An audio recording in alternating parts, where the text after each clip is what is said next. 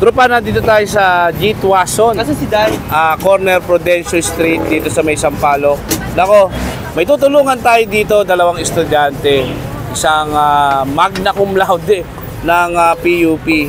At ngayon sila yung nagtitinda ngayon ng mixed rice. So, yung name ng ano nila is DJ Mixed Rice. At yung mixed rice nila, ito worth 55 pesos lang. May tapa, tocino, bacon, sisig at binagoongan. So, ano lang to, tropa. Prudencio Street, corner G. Tuason, sa may Sampaloc, Manila. Hello, sir. Good evening. Good evening. So, sir, ang name mo ba? Janen po. Janen. So, Janen, ano yung bestseller mo dito sa DJ Mixed Rice? Ano pala meaning ng DJ Mixed Rice, sir?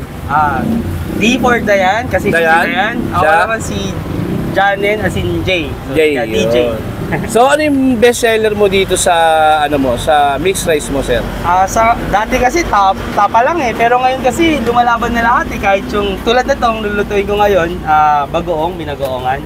So, ito actually, tropa, tingnan mo, yung mismo niya, 55 pesos lang, may tapa, tocino, bacon, sisig, binagoongan.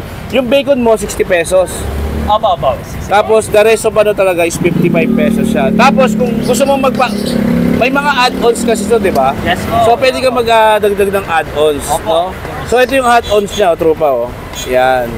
Ikaw na lang din ang mamimili. Meron siyang lumpiang Shanghai, Korean spam, longganisa, chicken nuggets, egg, at yan, may half rice siya, may plain rice din siya.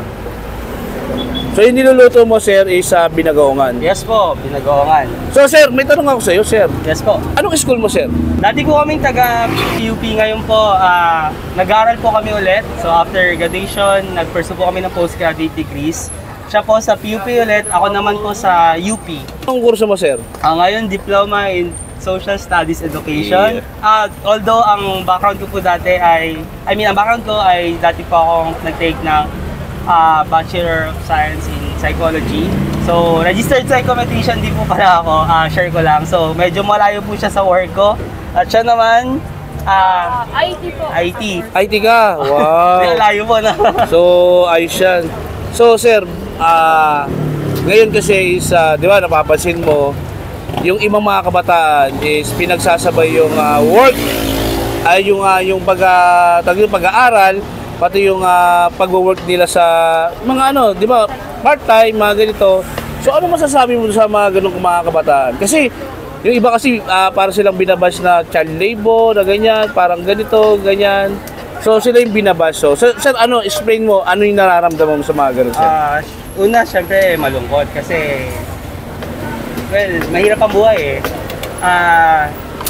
pero ang masasabi ko lang siguro, huwag kayong mahihiya at huwag kayong matatakot na sumubok pa ng ibang bagay. Tulad ng ginagawa namin, alayo ng trabaho namin, alayo ng profesyon namin, alayo ng pag-aralan namin sa kung ano rin yung tinatahak din namin ngayon. Tulad ng pagbi-business. Small businessman siya pero malayo. Pero masabi ko lang,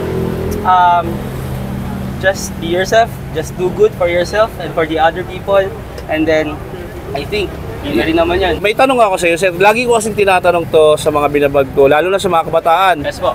Ano ang mas mahalaga? Diskarte o diploma?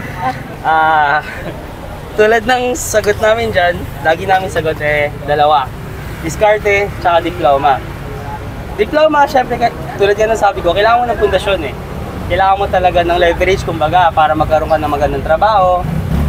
Pero, diskarte rin, syempre, kasi kailangan hindi lang ito yung alam mo or ito lang yung dito ka lang kailangan mo mag-expand So, diskarte rin siya. Pero, tulad din na napag-usapan namin, para kasing syempre ang diploma, pribilehiyo rin kasi yun. So, malaking pag-intindi at dapat suporta rin sa mga taong di pa pagtapos ng pag-aaral. So, in short, parehas, pero nire-recognize din namin yung limitasyon kada individual, kada estudyante na gusto rin makapagtapos. Yun, may tanong ako, ilan taon na kayong dalawa? Ako, 22 po. 22 ka? Tapos siya? Kaka-26 ko lang po. Naku, mukhang yayaman tong mga to Kasi sa totoo lang, tropa, sa panahon ngayon talaga, diploma at diskarte ang nangunguna.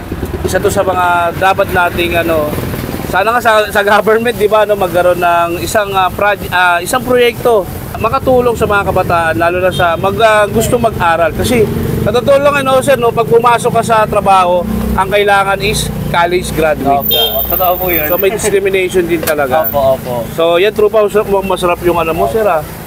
Yan pa. Binagoongan mo, ah. Opo. Thank you po.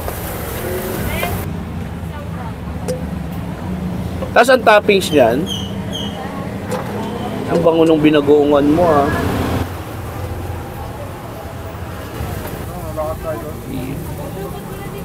Yun.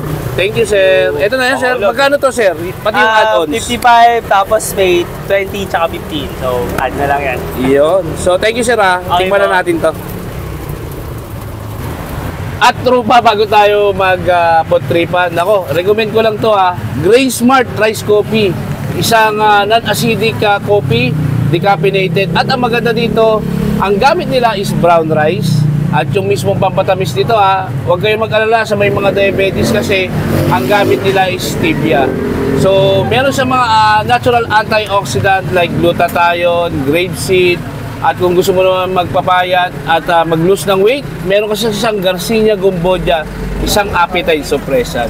It helps your immune system to boost physically, mentally, at available ito sa mga Shopee, Lazada, at TikTok. At lalong-lalo na doon kay, kay Maring Sheila ko dyan sa May Quiapo. Punta lang kayo dyan sa Sheila's Dragon Fruit Salad. Available yan doon. At makikita nyo to. For only 300 pesos lang siya sa market. So, halika trupa. Food tripa na tayo. Eto na trupa, tikman na natin. Actually, marami kang pagpipilian. Meron siyang tapa, meron siyang binagoongan. Ito, binagoongan. Kusino. Tapos binagoongan. Tapos, tag dito, bacon. Yung bacon nga pala, trupa, 60 pesos siya. The rest is 55 pesos. At meron siyang tag dito, sisig. Yan, so yan yung sisig. Tapos kung gusto nyo mag-add-ons, nako, pwede kayong maglagay ng add-ons. Siyempre, sa mga nagbi-mix rice dyan, paborito yung mga magdagdag na mga ingredients. Lalong-lalo to, meron silang spam. Yan, so ito yung spam nila. Ang price ng spam nila is 20 pesos. So yung egg nila is 15 pesos. Tapos yung chicken nuggets nila, trupa, is 25 pesos. So meron din siyang hotdog, meron din siyang tag dito, meron din siyang lumpia at tag dito, siomai. So yan mga katrupa, tikman na natin siya. So una natin tikman yung tapa. Yan. For only 55 pesos. So ito yung ingredients niya.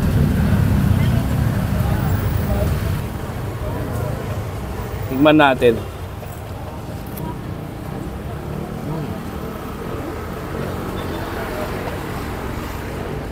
Tropa, marami kami nakainan na mixed rice dito sa Manila. Nako, masarap to, ha. Pwede ko siyang hihanay dun sa mga na-vlog namin dito sa Manila. Masarap siya, ha. Tsaka in fairness, for only 55 pesos, mabubusog ka na. Tapos, ang maganda dito, pwede ka mag-add-ons na mga ganito. So, lagyan natin siya ng ng chicken nuggets. Yan.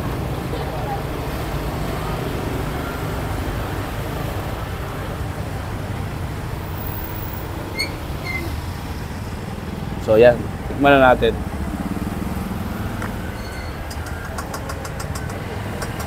Wow.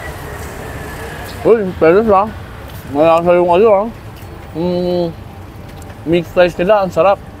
Napakasarap. Ito, tusina naman, worth 55 pesos. Tignan na natin siya. Yan.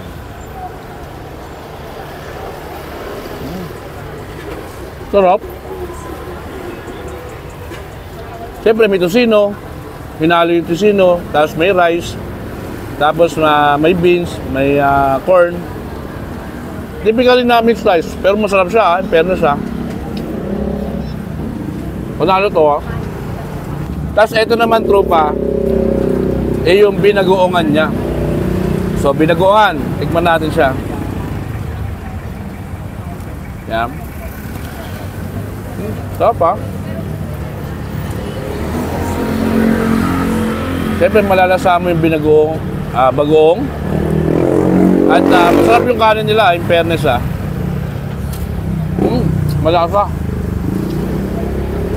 Ito naman natin tong bacon. Yung bacon nila is for only 60 pesos. Magkaiba yung price na doon sa the rest na kinain natin. Ito 60 pesos siya. Lagyan natin egg. So yan, egg. So yan, tikman na natin siya. Ay, sarap. Tikman natin na walang tag dito. Egg.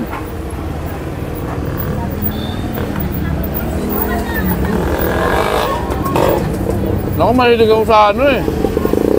Sa mixed rice. Lalo na yung ano, chowpan, no?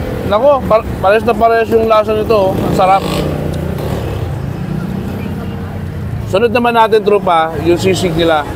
So, halos lahat dito, bestseller. Tropa, yung sisig niya, eto, tikman din natin. So, typically sisig, yung hinalo dun sa mixed rice.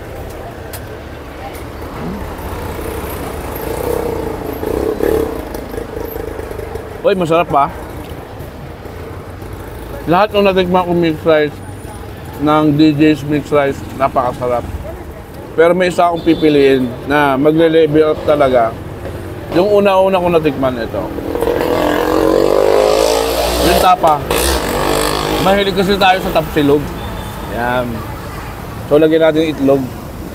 Masarap siya in fairness. Napakasarap talaga niya. Pero the rest, masarap talaga siya. Pati yung add-ons, napakasarap. Yan o.